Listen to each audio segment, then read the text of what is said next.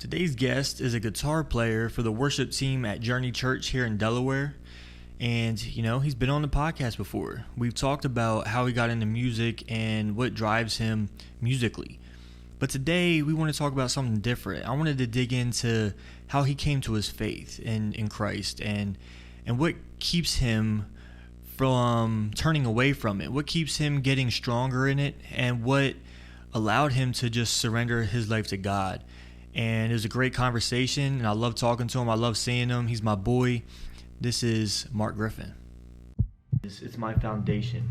It's my faith. It's my work ethic. It's my drive. It's everything that I've tried to build for myself that has made me who I am. I'll do what it takes to make you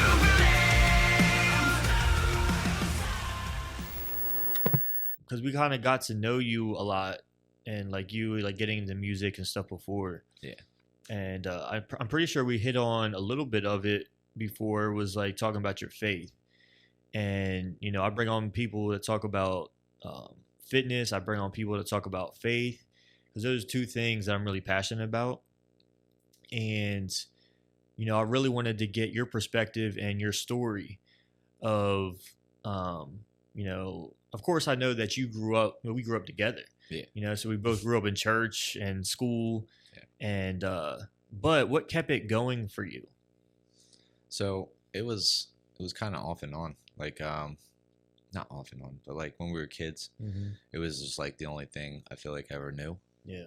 And then getting older and stuff, I had when I moved out of my parents' house and on my own, it kind of I fell off a little bit. And I was kind of what you call it? I was this is kind of, I don't think this is for me right now, at least. And I wasn't really thinking about it. I wasn't passionate about it or anything. And I look back, man, I was so bad with it, because I was just I know I have to go to work tonight, but I'm going to go hit the bar before I go. And right. I was just drinking all the time.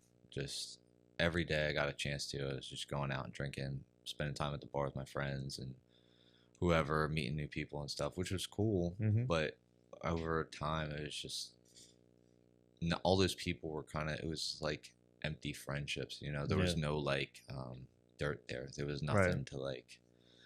to keep us together except for going out and drinking and right. doing all that. But yeah, so it was probably a good I want to say 2-3 years where I was just it's it's not real. It's not anything that I'm, I don't feel convicted or anything. I just feel being a person, this is my life. I was just doing life, I guess. Yeah. And my son's mom and my brother had invited us to the Journey, and went there for a couple of times. And then with having my son and all that, we were hey, we're going to take some time off and stop for probably a year or so. And then she really liked it a lot, and she kind of talked me into going back and doing it. And I just being there, I was this is a place where being tattooed and obscure, I guess, or taboo or whatever in church is the thing. Because yeah. They were playing heavier music, music that I could get down with. And I was just and these people are they're tattooed up, and I can relate to these people. This right. is crazy. And just feeling accepted and appreciated and loved, and people that I felt barely knew me were just so caring about everything. And I was just this is where I'm supposed to be. I'm meant to be here. Yeah. I know that before I was playing guitar and stuff, I was this is just a gimmick thing that I can do. It's just juggling or something like that. Right. And then when I started playing over there, I was this can have purpose behind it. This is, of course, it's awesome. I would get messages from people saying, hey, seeing you up there today and the passion you have behind it, it just, it made my day. It changed me in some type of way. And I'm that's exactly why I do it. Yeah. And that's why I continue to do it, because it's such a blessing and an honor to just lead people into God's presence and to just fill that room with God, and allow people to walk away with something more than just I went to church today. Yeah. So it was the church that really made you decide okay, I want to take this route. I don't want to go the bar route anymore. You know, I'm done that, you know? Yeah. I mean, it was still like I would still go out and like have a drink or two or Right, stuff right. like that. And then like when I went through the whole divorce thing, Mhm. it started back up again pretty heavy. I was just drinking so much all the time, and I would get so depressed about stuff and just keep drinking and keep drinking. And then probably I want to say it's been like a year and a half now. I just like woke up one day and I had to be to church, and I was just like I had like 3 drinks the night before, and I was just like I feel like crap every time I drink. So I like decided from that day, I was like, I'm not gonna go out and intentionally drink. I might have like a beer or something like that, but I'm not gonna go out and I'm not gonna go get trashed anymore. I don't want to wake up like that anymore. I didn't feel right. I didn't feel healthy. I didn't feel better afterwards. It was just like that short term, you know, peace. I guess not peace. It was just that short term, like a hiatus or something. Yeah. I guess. But yeah. Yeah, man. I mean, because I was very similar, you know, growing up, when you grow up in church, and I tell people this is like, well, you knew, because here's the thing.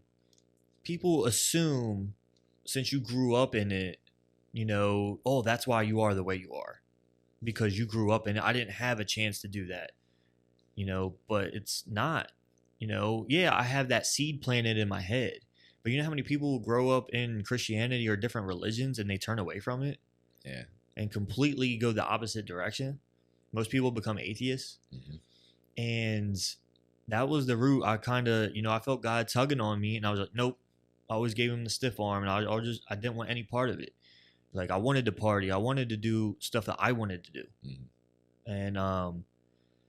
And the biggest thing that sticks with me is because even though I grew up and I got saved probably like 100 times because I was never sure, you know, but one year, I forget what year it was, but we were at camp, and it was like my last year of camp. And that's when I fully decided, like, hey, I want Jesus in my life. And again, after that, I just kept living the way I was living. And then I ended up getting baptized at 25, 26. Still went and lived my regular life, you know, didn't try and change anything. But at 28 years old, which is just, I'm 31 now, so what, 3 years ago? I decided to just really say, hey, God, just take everything. You know, I'm tired of being angry all the time. I'm tired of being worried about things. I'm tired of being scared. You know, I just want to live for you. I want you to do your work through me. And I got to be honest, I've never felt as good about myself as I have these past 3 years. You know, and that's the reason why. And that's the reason why I'm so passionate about faith, and why I try to talk to people about it all the time. Is because you start to realize something in yourself, and like you realize, like, playing guitar wasn't just something that you do. It's something that God's gifted you with, and people watch you just playing, and they get inspired by it. You know, I see you up there playing, and I'm like, that's my boy. You know, when you're just looking up to God and just playing for him. You know what I mean? And I don't know. It's something about faith. So I don't know if you thought about it, but the question I asked, like, what was that question? What was the biggest I forget what it was. hardest lesson, not the hardest lesson, I forget. I have it on here. Yeah. Let me find it.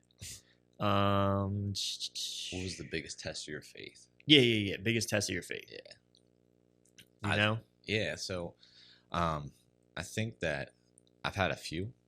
Okay.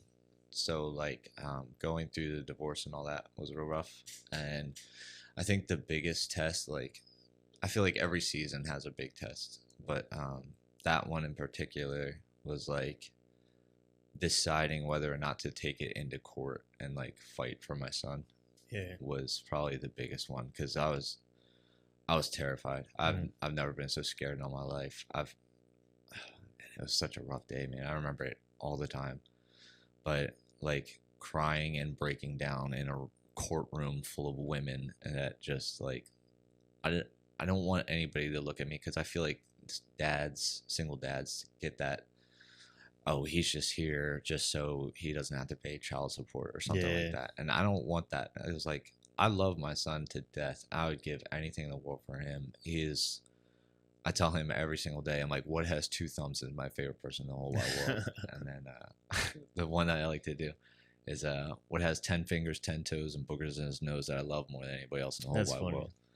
And he loves that. And I'd give anything for him, man. But that day was just going into that, praying in the car beforehand.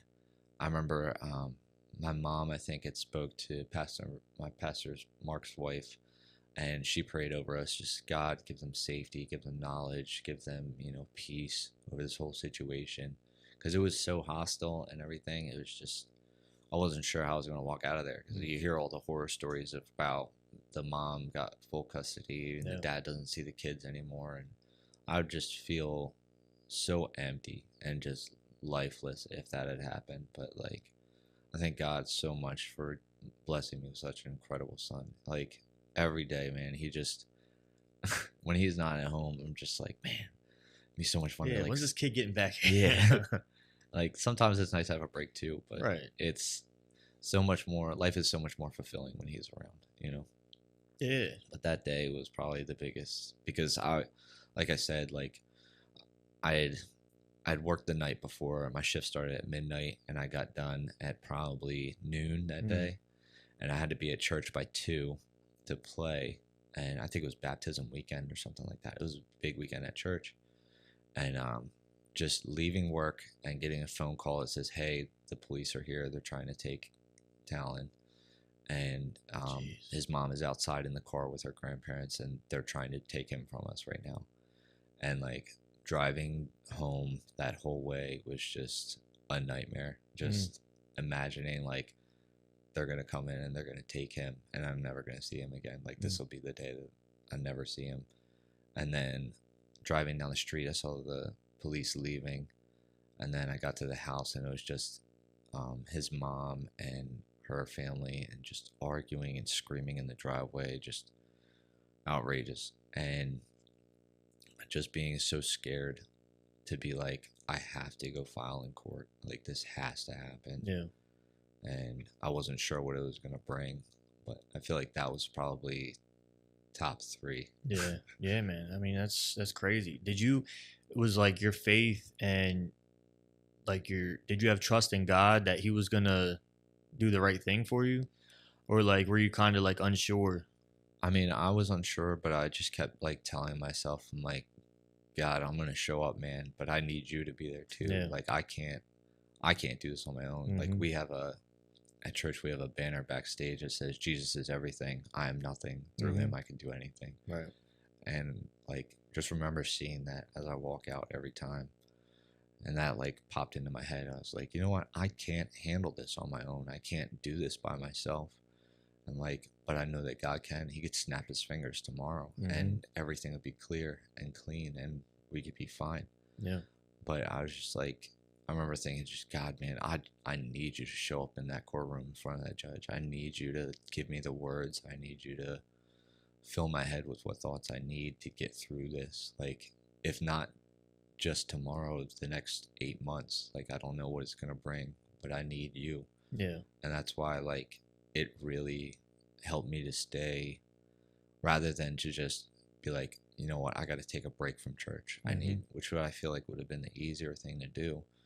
But it's not easy. It's always darkest before the dawn. Right. And, things will always get worse before they get better. So I just kept like having that in my heart, in my head, going into it, knowing like, man, I don't know what your plan is. And like, I've been learning, especially over the past few years, it's like the hardest thing I feel like in Christianity and faith is that sometimes, maybe most times, you have to surrender your dreams and your goals for what God wants. And I know that it's hard and it's crazy for people, but I'm just like, especially over the past like 2 or 3 years, I'm learning, I'm like, you know what? Like, I want these things, But I know that whatever God has in store for me is so much better and so much greater than I could ever even hope to build or do anything on my own.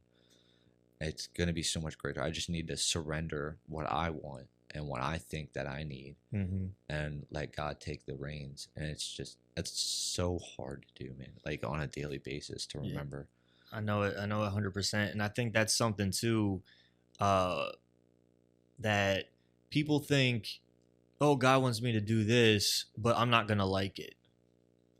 I'm like, no, man, you're going to end up liking whatever he wants you to do. You know, it's just that it's not on your mind. You know, you might want to go a different way. But it's just like we learned in church the other day about the one-way street, you know, and we're just trying to go down the wrong way. You know what I mean? Yeah. Like, nope, dude, this is a one way and you're trying to go the other way. And because it's something that I'm struggling with right now, you know, and I keep praying and asking, like, hey, I'm willing to do what you want me to do. Just open that door for me and just tell me what it is. Because I need it right in front of my face or else I'm going to miss it. I say the same prayer every single day. Yeah, man. Sometimes it's hard. Yeah. It's just like, especially over the past like couple of years, like I had never tithed before or anything like that. And like I had came into a little bit of money that I needed to pull out to get a few things done. But I had when I came into it, I was like, this is my starting point. Like I had so many friends tell me, and even the Bible tells you, like, challenge me, like come at me, bro. Right. Right. And I was just like, man, test me. Yeah. I'm gonna come at you, and I'm gonna come at you hard. Man. And I'm not gonna let up. And it has just changed everything, like financially, with like worrying about stuff. Like I don't have to worry about things. I'm just like, man, if I just give you this little bit, you give me all of this. You've already given me this. Yeah. And I just give you this little bit, and you're gonna take care of the rest for me. Like this, bro. Say less. I know, that's what I'm saying, man. And sometimes I feel bad because it's just like I need to do more. Yeah. Because God, you're giving me all this, and I'm only giving you this little piece of the pie. Yeah. You know, and that makes you want to give more, and that's the whole thing. You know, and I mean, it's not just giving in tithing; it's giving in your service. It's giving in, whether you're preaching the gospel, like just telling people, talking to people about it. You know, I make sure that, you know, like everyone at my work knows I'm a faithful guy because I make sure of it. And I make sure to talk about it. You know, I'm not pushing it on them, but I always bring up God in conversations and say what he's done for me in my life. And that, you know, he can do the same for them. And then that, you know, and I pray for them too, that one day he'll keep tugging on their heart. Because that's another thing God did for me is all those times where I just pushed away. You know, he never let go. He stuck with me until I was 28 years old. That whole time, while I was growing up in church, while I was growing up in Christian school, that whole time, and he stuck with me, and now he finally has my whole heart, and that just blows my mind. Yeah, it'll change your life, and it like I feel so like I always get like awkward with it, like talking about faith and stuff like that. It is tough, yeah. Because like I don't want to seem like I'm that guy, you know. Right. But like I know at least at work, like I feel like people like that I work with, like they see me different because like my peers at work, at least, because like being in leadership and stuff at work, it's just like I see these guys and they're like stressing over stuff and like deadlines and stuff and due outs, and I'm just like, man, like it's just trucks. Like we're just loading trucks. It's just a job, man. Yeah, like if we don't get it done, like somebody's gonna make a call, somebody will be upset. You know, it'll suck for a little bit, but like we're still gonna be okay. You just gotta keep making that effort and keep pushing forward. And like, I know a lot of guys that I work with, they get so discouraged. And I talk to people all the time, like, dude, if you need to take 5 minutes and go outside and just cuss me out up and down just to get it off your chest, I don't want to see you walk out the door. I don't want to see you lose your job. Yeah. And like 5-minute conversation is worth so much more. Of course. And like we had a guy at work the one night, he got the crappiest truck, man. And I remember looking at it and be like, dude, I'd be just as mad as he is. Yeah. But I was just like, look, man, like we need to get it done regardless. Like I know that I want you to be the one here to do it, but if you need to take 5 minutes and just go outside and scream or whatever you need to do, like I'll come out and I'll listen to you and I'll do my best to like bring you back. Right. Because like I don't want to see nobody lose their job Right. or nothing. But I feel like a lot of my peers at work, I don't think that they see it like that. They kind of just, and maybe they do. I could be wrong, but I always make that effort to be like, and it's not even intentional, like to be different, to like look at it from a different perspective. Right. And I'm just like, man, I know what it's like to be out on that floor and to be working 10, 12, 14 hours a day, 4 days in a row, and you're barely getting sleep and things suck. But, you know, we still got a job to do. Let's get it done. We're not going to be here for 30 hours. We both know that. Right. But, you know, let's just work until we can. So, and then after that, we can take our rest. But I feel like a lot of my coworkers see me differently. Right. Maybe they don't know that. I know that they all know that I go to church, but yeah, I hope that they see me differently. And also that's where it starts, is your character, you know, and that shows through your leadership that you're willing to listen. And I don't think enough leaders do that now. You know, when leaders get power, they just want to tell people what to do rather than, oh, hey man, what can I do for you? How can I make this easier on you? You know, because then once you do that, you get people that come to this job every single day. Because no matter what job you have, unless it's your passion, you're really not going to like it. Yeah. You got to force yourself.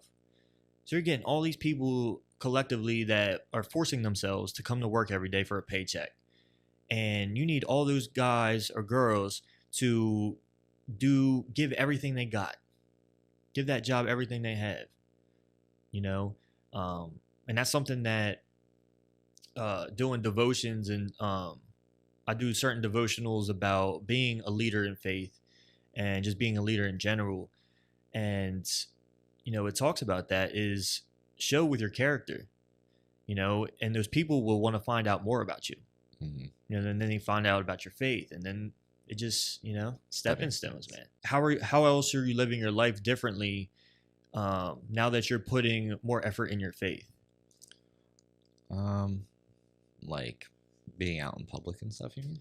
Yeah, like, so are you still going to bars? Are you still like, I don't know, showing your face out and hanging out with different people and they just notice that you're different?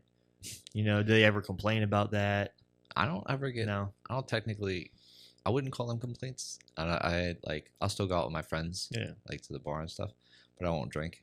And it's so funny. Like, the waitress is always like, and what can I get you? And I'm like, I'll just have a Coke. Yeah. And they're just like, you just want a Coke? Like, they do a double take. Yeah, it's always fun. But, yeah, we'll go out and a couple of buddies of mine and my brother will go on Thursday nights and we'll go to bingo. And one of my other buddies, he, like, hosts it. And we'll go out and do that. And, you know, I think that just looking at me, people just kind of get that. Yeah, that idea or that character in their head, of course, which is fine. People do that, you know. But I think it always surprises people, like, which I love. It's just like being the unexpected thing that people don't understand, I guess. Yeah. But like with dreads and tattoos and all that, people look at you different. But as soon as somebody says something to me, I'm more than happy to like have conversations with people and like sit, like, I'll be at the store ordering a sandwich or something, and the guy will talk to me like, "Hey man, what's up with your hair? Like, what's up with those tattoos and stuff like that?" And get into everybody's life stories. Sometimes, you know, a little too much, but yeah, I feel like people publicly maybe see me different. I hope that they do. It might not be everybody. Some people might just be like, ugh. Yeah. But yeah, I just being me. Yeah. And that's what I love about, you know, and I love that we go to the same church now, back again, you know what I mean? Yeah. Because, and especially finding this church, you know, it's made a huge difference in my life and my family's life and my wife's life. And it's something different, man. It's not that religious stuff. It's bringing the word and he's preaching the word so you will understand it better. Mhm. He's not giving his opinions. Yeah. He's preaching the word, and telling us what Jesus said and how, because the Bible is not easy to read. So it's not like you could tell a new believer, hey, go read the Bible, because they're going to read the Old Testament and they're going to be freaked out. Yeah. You know what I mean? But one. if you understand the difference between the Old Testament and New Testament and why that is, it makes more sense. Mm-hmm. But you won't know that as a new believer or just someone that's interested reading the Bible. And what's your favorite thing about this church, do you think? I like the adversity. I love the worship team. That's my people's. Yeah. But yeah, I just love that everybody there. Like, I could walk up to anybody in that cafe on a Sunday morning, and I get there like 6:45 in the morning or something, and like everybody's dead tired, but like we have like a group huddle and everybody's so hyped for the day. They're just like, man, God's going to do great things today. And I love that, man. I love having energy behind every week. I feel like growing up, at least the same church that we went to, it was just like the same monotonous. Yeah, just a routine. Okay, this is what we're going to do. These people are going to do this. It's over and over. That's what it is. And being here, it's always different people every week. So I'm always meeting new people. And I'm always talking to somebody new in the morning, or somebody will come up to me and be like, man, I love seeing you play today. I'm so happy that you're here today. Yeah. Just being so hyped for the day, it just makes it so much better. And I love, like I said, I love that I can just go up to anybody in the cafe at church and just be like, how are you doing? Like, where are you serving at today? Are you happy about it? Do you feel good about it? Are you tired? You're probably tired. There's coffee over here. Like, we're going to be great today. Everything's going to be great. We're going to breeze right through it. It's going to be awesome. Right. But everybody's so hype and encouraging. I love that. Yeah. And I love the fact that, like you said before, is that you see people just like you. You know what I mean? And no one's talking bad about you because of how you look. And in our other church, I saw that all the time. And I was just like, that's not what we're supposed to be, right? Like, we preach against that. Yeah. But then you're sitting here doing it, talking about how people dress and you don't like their tattoos, or it was like little cliques. There's like little groups of people that would always gather together. Yeah, man. And like, I remember when we were younger and our youth pastor got a tattoo, and I heard this like uproar from people. I was like, are you kidding me? It's just a tattoo. Calm down.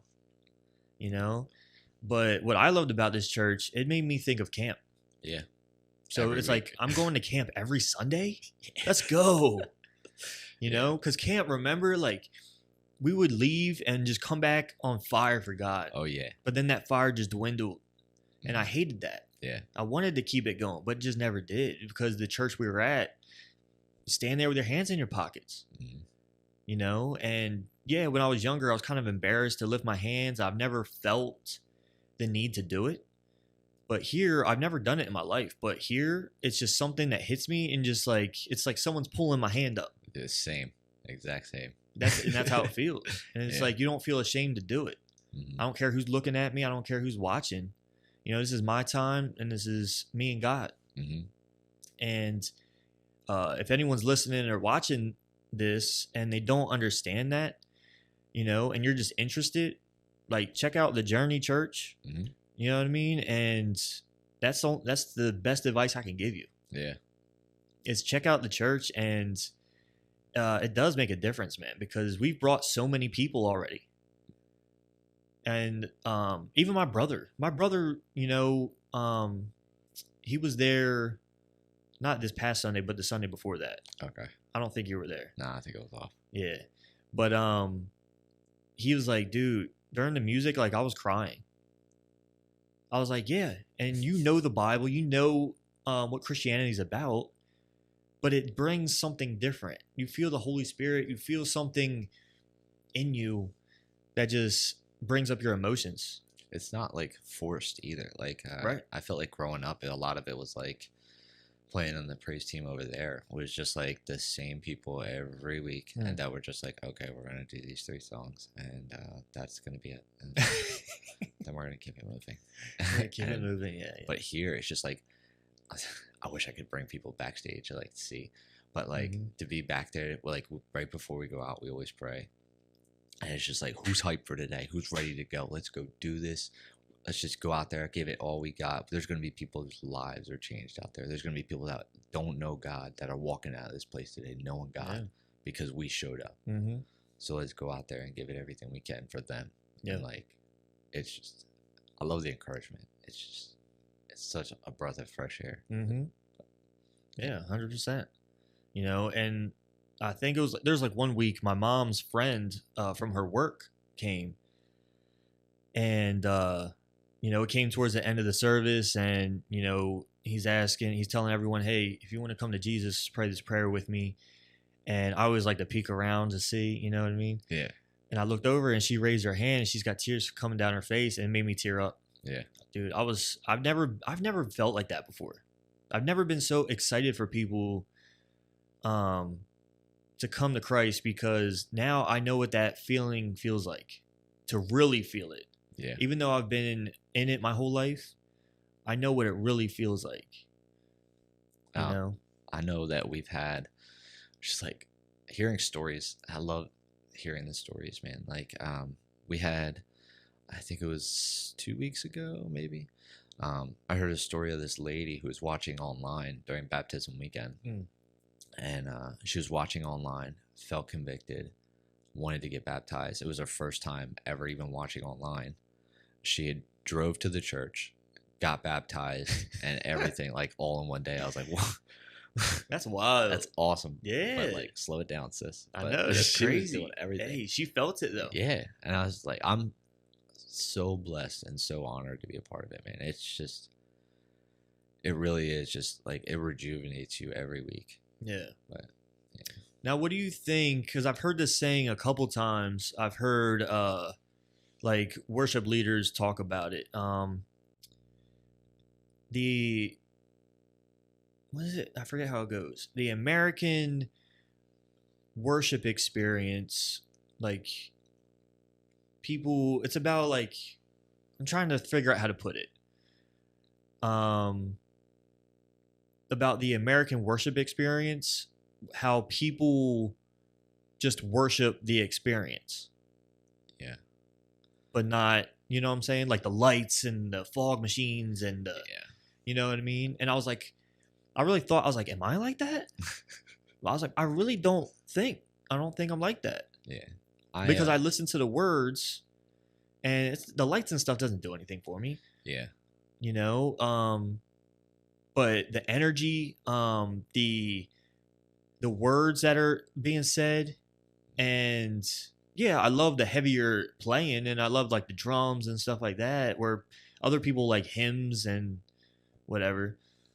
But yeah, I don't think I'm like that. But all like, I think about it all the time is like worship isn't just the first 20 minutes of a church service, you know, just singing a song. It's a full on surrender, like we were talking about earlier, like just giving over everything that you're dealing with and giving it up so God can take it and do what he needs to do with it. But like going through whatever you go through, whether it's a divorce or getting laid off from your job, or if your business is going under or something like that, it's surrendering all those issues and problems to God. And it's not just, like I said, it's not just 20 minutes of moving music. It's literally just, man, I can't do this. yeah. And like, that's how I try, especially when I get up there every week. I'm just like,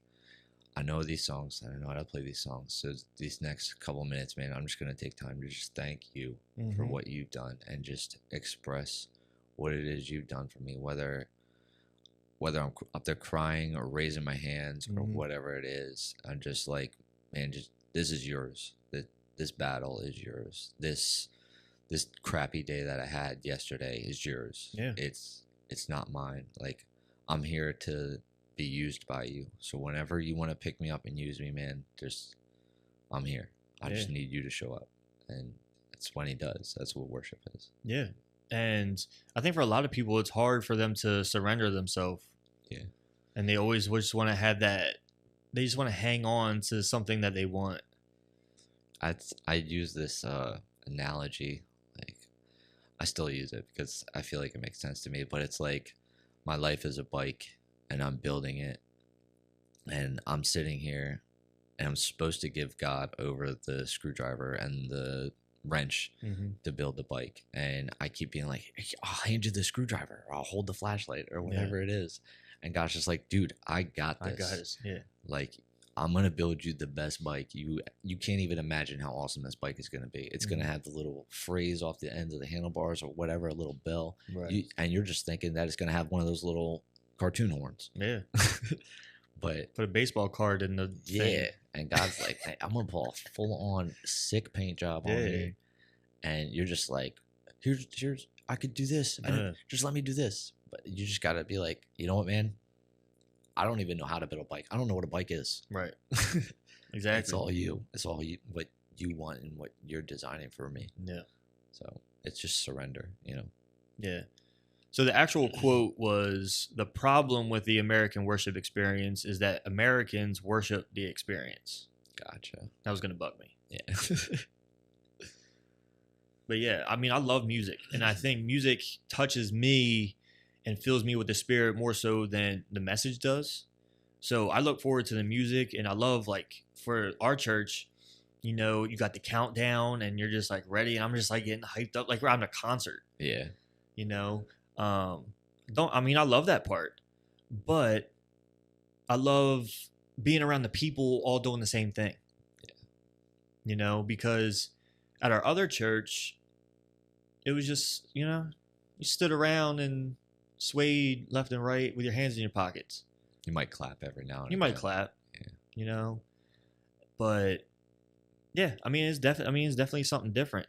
Mm-hmm. But have you ever had, like, been in a situation where, like, you've been asked about it and, like, do you know what to say, or do you not, like, because, like, for me, I'm not the best at knowing the Bible. I'm more of sharing my experience and sharing, like, what God's done in my life, and I tell them the exact story I told you about how, I grew up like this in Christianity and all that stuff. So what do you tell people? I'm pretty much the same. Yeah. Like, I know some of the Bible, but I know that I usually just, and I don't want it to sound like it's an excuse or something, but I'm just like, the Holy Spirit can move when he wants to move. Of course. And he's already living in me. He's already using me. Like, whenever a situation like that comes up, I'm just like, I don't really know what to say here, but I'm going to, like, take a second silence to to just allow you to work. But, I don't usually, like, quote from the Bible and stuff like that. I probably should. I don't. But at the same time, I feel like it's like God is love, but God, it's like the free will versus predestination argument. Like, you, it's like God can force you to love him and all that, but he doesn't, because that wouldn't be love. It's like, I always think of Aladdin when he's like, I can grant you three wishes, but I can't kill anyone, I can't bring anybody back from the dead, and I can't make somebody fall in love with you. Right. Because that's not love. Right. But I always just try and give the best answer I can, just to be like, hey man, you're going through this drug addiction. Like, I've never experienced that, but, like, I can tell you what I've gone through, and I can tell you right now that he was there every single time. Like, even if I didn't know it, he was there in that moment. He was with me in that courtroom that day. He was with me when I was throwing back shots or whatever at the bar. He was with me, when the police were at my house that day. It's just, he's with you, and you don't even realize it half the time. And then, I just gotta let the Holy Spirit work, I think. And just, that's the best you can do, Yeah, I think so. And was the courtroom moment for you, like, your pivotal, like, surrender to God moment? Like, you saw what he did? Yeah. Like, I remember coming out of court, and it's freezing cold. It was I want to say it was like January, February, but just like walking out of there, the judge never had really in the room that day. She had never been like, "This is what I'm saying." Mm-hmm. So you had to like wait like weeks and weeks for the thing to come in the mail to tell you what the order is and all that. And then just coming out of there, I felt a peace. I just felt like this big weight had come off of me, and I was just like, I know that nothing that I said in there probably made sense. I was just sobbing for the first 20 minutes and then trying to give the best answers that I could without. And you're in a courtroom, so you're like, please don't arrest me for anything. I know. But it's super intimidating. And yeah, I think that coming out of the court that day, I was just like, I couldn't have done anything else with that. Like, whatever this is, it's in God's hands now. So I need to just sit back and be like, dude, yeah, I know you got my back, and right now I really need you to get my back. Yeah. But he did, man. He pulls through. And like, in some things you look at it and you're just like, this isn't good. Yeah. I don't like this. But it's literally the best thing for you. Like, right. Like that person walking out of your life, you'd be like, I love that person. Yeah. And we shared so many great experiences together. But if they're like getting pulled out of your life for one reason or another, it's probably for the best. You know, it's God changing something that you weren't going to change. It's him helping you let go of something that you weren't going to let go of. Mm-hmm. You just got to give it over to him. So, you know, when I've even talked to people that don't believe in God because they see stuff like, say, let's use 9/11 as an example. Everyone prays. Mm-hmm. When someone dies, everyone prays. Mm-hmm. Everyone looks to God, right? But then the very next day, nothing. Out the window. Even though if they get what they want, nothing. They don't thank God or anything. They don't, all of a sudden, they don't believe in him again. Yeah. You know? So like, what do you think of that? And like, after that court thing, did you automatically look to God and say, just thank you? Yeah. Yeah. Like I said, I think walking out that day, I was just like, so just feel that wave of peace, man. And it's just like every day leading up to that for like months was just a nightmare after a nightmare. I will tell everybody till I'm blue in the face that it was like going through a divorce and fighting for my son was literally, I would go to work and think about like, man, what if she leaves? And like, what if I'm on my own? And like, what if I have to raise my son by myself? And then like, what if I have to go to court for custody? And it was just like one thing after another, after another, after another. And it's just like all of my worst nightmares came true. Everything that I would think about that was just like, please don't let this happen, would happen within like 3 days. And I was just like, everything's going down. The house is on fire. Yeah. And then, but like walking out of court that day, I was just like, there's nothing else I can do. It's literally all in your hands, like I said. And like, I don't know that judge. I don't know her life. I don't know her mindset. I don't know her viewpoint. But I know that God knows them. And I know that he can change her in any way, shape, or form. He could come back and be like, you know what? No, full custody, this guy. But I just kept thinking, like, I know that it might not be what I want, and it might not be my dreams and my goal, but whatever it is, I know that I always think of the verse, all things will work together for the good for those who are called according to his purpose. And I was like, I know I'm called. And I remember we had a series at church where it was like some of the things to conquer anxiety was just like, know that you're loved, know that you have purpose, and know that God's going to use you for that purpose or something. I can't remember the third one specifically, but I think that was it. But I just kept remembering, like, I know you called me to do this, and I'm going to continue to do this. I'm going to stay faithful in it because you've been faithful to me, and I really need you to be faithful to me. Yeah. Like, and I sometimes I feel like it was out of fear, but I don't know if that was like God being like, man, I had to put the fear in you. You know, I had to get you scared to be able to get you back to me. Yeah. Like I said before, with like walking away from God for a few years, I think that it was just like over time, God was just like, I got to get you back, man. Yeah. And like, if this is going to do it, it's going to suck for you, but I need you. It's gonna bring you back. Like getting this, taking this medicine every day for the next 30 years is gonna suck, but it's gonna take care of you. So, Right.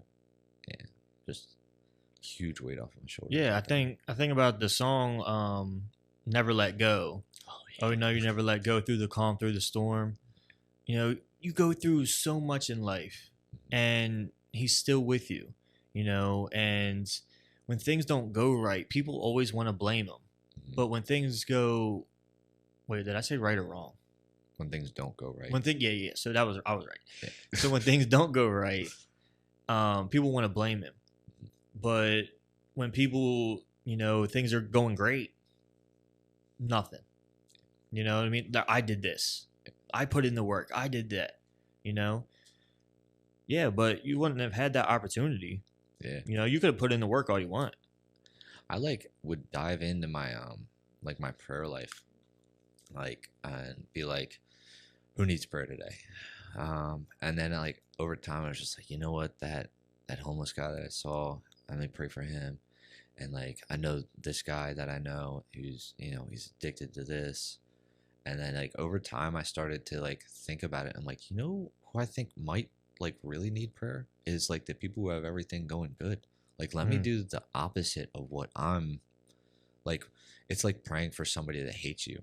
You want to hate them back and everything, but prayer and praying for that person, I felt like it was a form of love.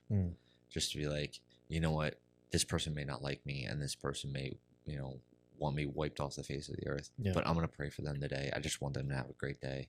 I want them to just be blessed in every way possible. And I would think about that with people, especially leaders at church. They'd be like, you know what? Nobody ever thinks about things that the pastor's going through, and nobody ever thinks about the things that the directors are going through in any way, shape, or form. But it just seems like their lives are they're called for God and they're living God's purpose, so everything's taken care of. And they're just living great, because you see them on Sunday morning with a big smile on their face. Yeah, but I would just be like, you know what? They might be struggling with something. Right. So I was like, let me just take a minute and be like, you know what? Let me pray for John and Cindy or whoever, and just be like, you know what? Everything seems great with them, but I don't know if there's anything that they're struggling with. But if there is, God, you know what it is. You know how to fix it. I just pray that today you would walk with them, bring peace in whatever season they're in. Allow them to see you in the moments, and just whatever it is, you can change. And you God's not some magic genie, that you could just ask for something for, but you just got to be faithful to it and keep with it. Yeah, there's a quote in the I think it was the second God's Not Dead movie, and it really hit me because I never thought of it, and I want to find out really what it is so I don't butcher it, because I've been doing that with everything.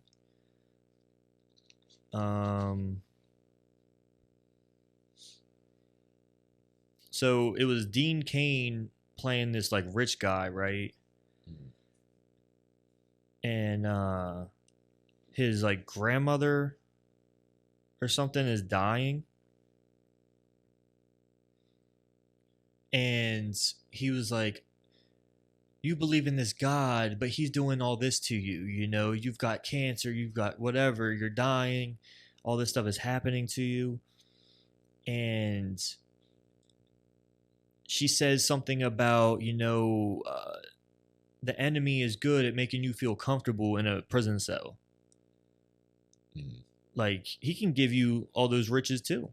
He can make you feel comfortable and not have to turn to God, because have nothing wrong in your life. He gives you everything. So I don't think that people think about that. No.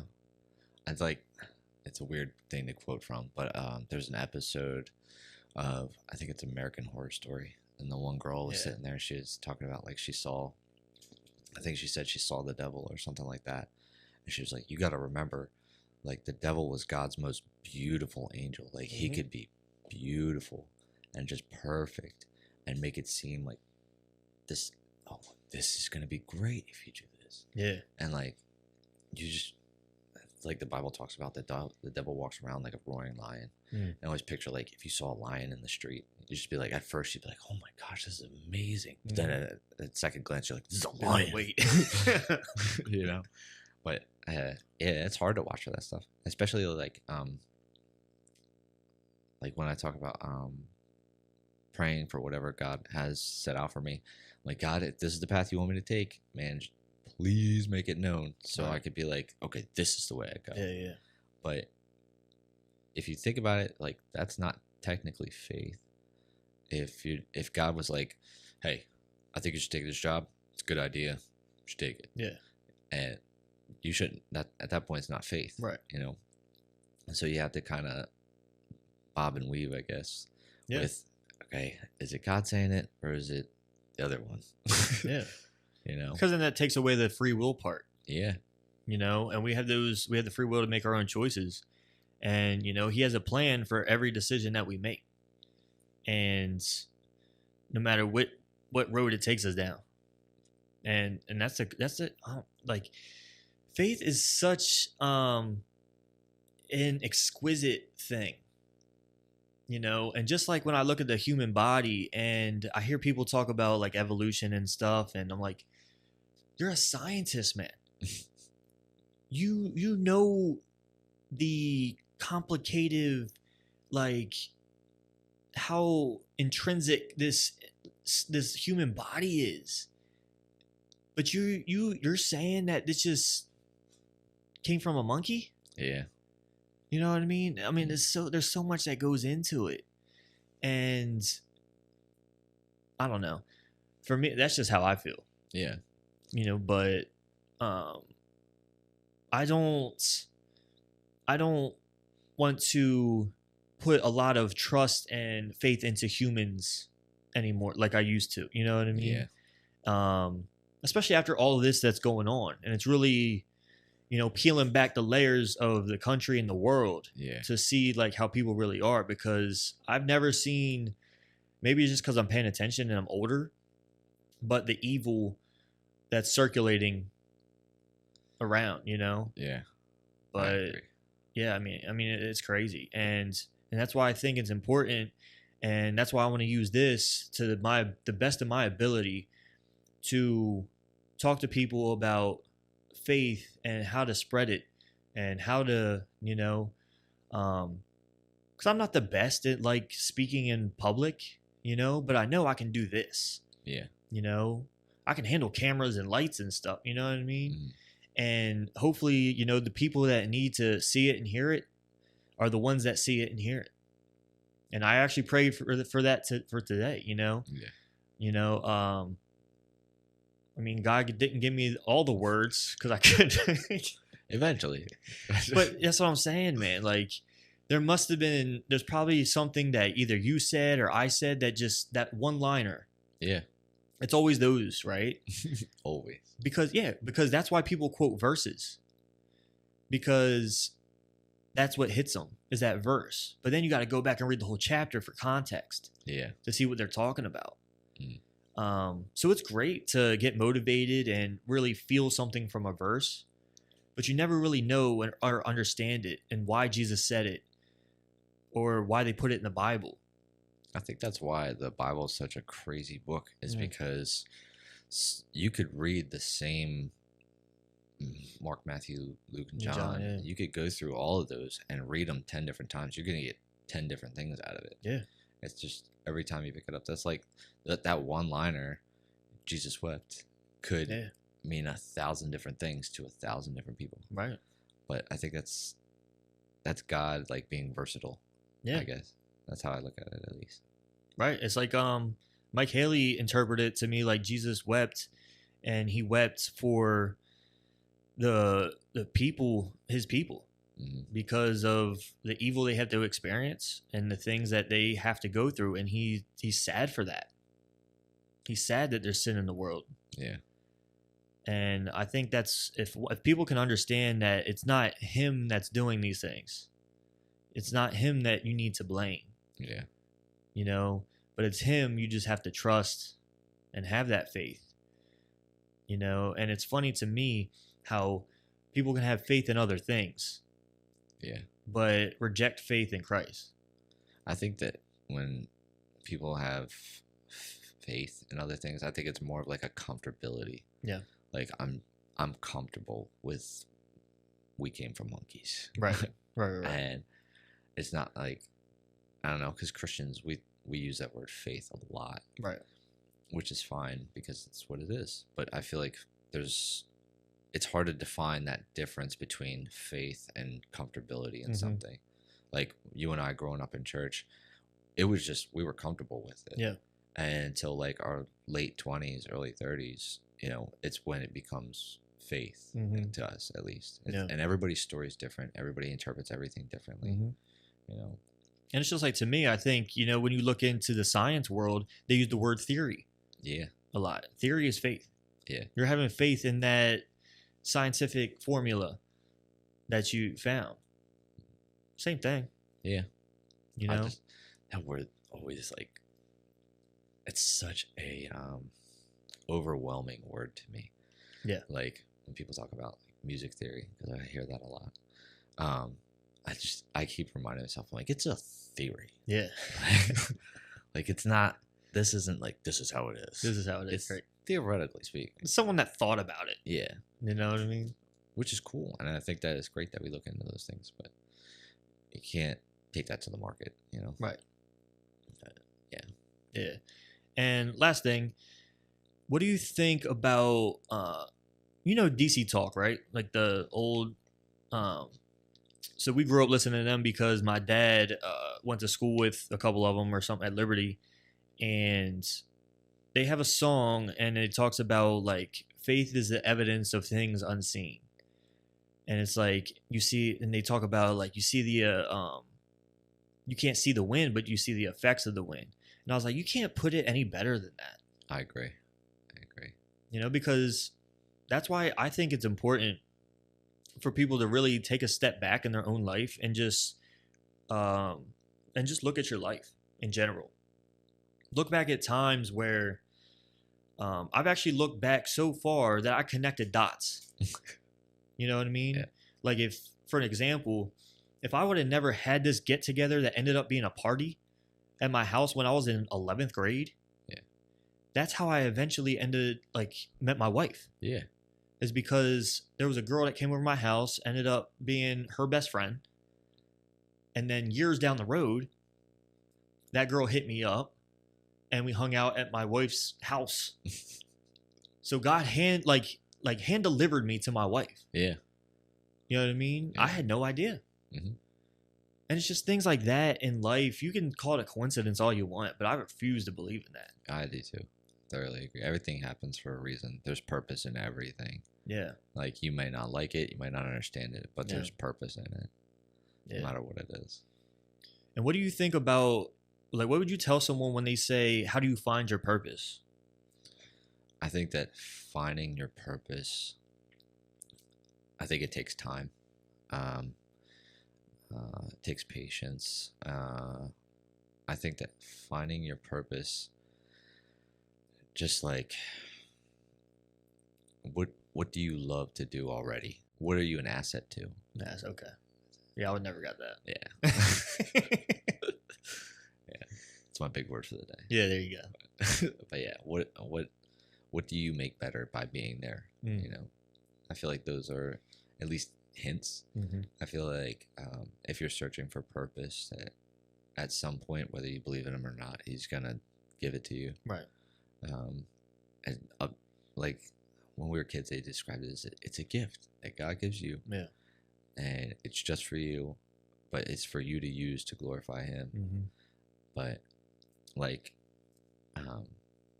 finding your purpose, it's like you can use it for God's glory or you can use it for something else. And like I feel like it's way better and way more beneficial for your life and for your spirit and your mind if you use it for God's will rather than your own. Yeah. And like it's hard to do sometimes. A lot of the times it's hard to do. Right. But it's not your gift to begin with. Right. You know, this life is not by your own doing. Nothing here just happened by accident. Right. Like you weren't perfectly aligned by every cell. Yeah. You didn't do that in your mom's stomach. You know? Right. Yeah, you didn't put it all together like a puzzle. Yeah. Yeah, man. And I think you hit the nail on the head, you know, and because I've had people ask me like, I don't really do anything. Well, you take care of people a lot, right? Mm-hmm. Yeah, but they're my family. I'm like, they're still people. Yeah. You know, you're good at taking care of people. You have that compassion to do that. Believe it or not, there's not a lot of people that like to do that. And you do it without thinking about it. Mm. You know, just because you don't go and like, if you're not playing a sport or you're not doing an activity, you know, just it doesn't mean that you don't have a purpose. You know, because you can always use something, especially, you know, in God's eyes, because like you said, he's giving it to you. And when we were younger, I always struggled with that because I saw all you guys playing instruments and I was just like, what do I do? Yeah. You know? And it wasn't until after high school and my mom signed me up for this Dawn Career Institute, and that's where I found that, wow, I like personal training. I like fitness. I like health. I like learning about it and teaching people about it. And that's how I feel now, because I relate a lot of stuff that I do in fitness to my faith. Like, for example, if I'm squatting, you know, and I have heavy weight on my back, it feels the same as if I'm going through something and I'm going down and I have that burden, and then I'm going through the storm. I'm at the bottom, but then I come out at the top and I take that deep breath, you know. That's making you stronger. And that's all, and that's what it does. It literally builds you back up. Yeah. You know, every time you go through it. And that's what relationship with God does. And it's not easy. A lot of people think, oh, my life's going to change. Yeah. Nope. Wow. It doesn't change unless you change it. Yeah. And I've learned that. And, you know, I cut out certain things in my life and I started praying more. I started doing devotions and really putting my nose into his word and really trying to understand it. And because I'm not a big reader. So, yeah, if I read through something, I'm going to forget it. Yeah. You know, so I have to read it line by line and understand. And that's what I do. I go through the devotion and I'm reading it line by line. Okay, what did it mean by this? You know, and again, all we can do to really spread our faith and just tell people about it is to do exactly that, and then live the way Christ wants us to live. Agreed. You know, and I love seeing what you're doing. I love that we're back at the same church. Right. You know what I mean? You know, I wish, what's his name? Ben Moran was there last week. Yeah, he's usually up in Hockessin. Is he? Yeah. I didn't even know he was in Delaware. Yeah, man. So I was like, dang on, he's taller than me. Yeah. Both of you guys were like, we were both tall. little. Yeah. And now I'm like, well, with me, I'm just wider. Yeah. Yeah, man. I definitely want to see us all, but I haven't seen your brother. Does he go early? My little brother, he's usually in Hockessin too. Oh, does he go to Hockessin? Yeah, he'll be at. Does he live that way? He lives out in Newark. But why does he go to Hockessin? Well, like Hockessin is super cool. Like I feel like it gets played down a little bit, but it's like it's the journey, but it's like tight knit, small family right, it's small, journey. Right. And then like the worship team over there, like you get your musical flexibility workout there. Oh, like, yeah? Yeah. It's like if something goes wrong or something, man, and you got to do something on the fly. I love that stuff though. Yeah. Like I played at Milburn Orchards the other day. Such a cool experience. Like what? Yeah, I played it. Our church has a group called Firm Foundation Recovery. Yeah. And they did a bonfire event, and they had asked me if I would play acoustic. And I was like, well, the acoustic that I have is not the best. Yeah. But so I started like looking for a guitar and all that. And the guy was like, look, I got guitars for you. If you could just show up and play these songs, I'd be super grateful. Yeah. I was like, dude, I'd love to play for you guys. So, you know, I'll show up and I'll see what we can do. And I showed up with my guitar and couldn't plug it in. It was just straight acoustic to a mic, and it sounded great to me. Not fantastic, but it was good. Right. And it was like I want to say it was like 200 plus people.